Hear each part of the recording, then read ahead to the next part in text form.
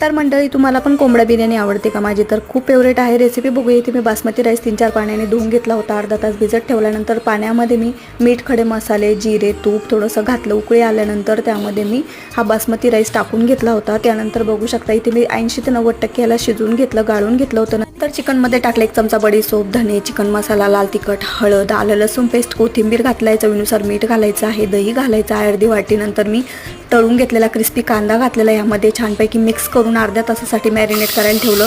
त्यानंतर मी काय केलं होतं बघू शकता इथे टोमॅटो आणि कांद्याची प्युरी आधीच करून ठेवली होती. तेलामध्ये छान तेल सुटेपर्यंत परतून घेतली. नंतर त्यामध्ये चिकन घातलं आणि ज्या भांड्यामध्ये चिकन मॅरिनेट करायला ठेवलं होतं त्यामध्ये अर्धा ग्लास पाणी घालून मी ते भांडं धुण्यामध्ये टाकलं. चिकन वाफवलं होतं 10 मिनटं. त्यानंतर त्यामध्ये आपला हा गाळून घेतलेला राईस टाकलाय. कलर टाकायचे, आवडीनुसार तूप घालायचे, क्रिस्पी केलेला तळून घेतलेला कांदासुद्धा घालायचा आहे, वाफवून घ्यायचं आहे 10 ते 15 मिनटं. तुम्ही बघू शकता इथे आपली सुटसुटीत बिर्याणी तयार आहे. व्हिडिओ आवडला असेल तर लाईक करा. सकिनो.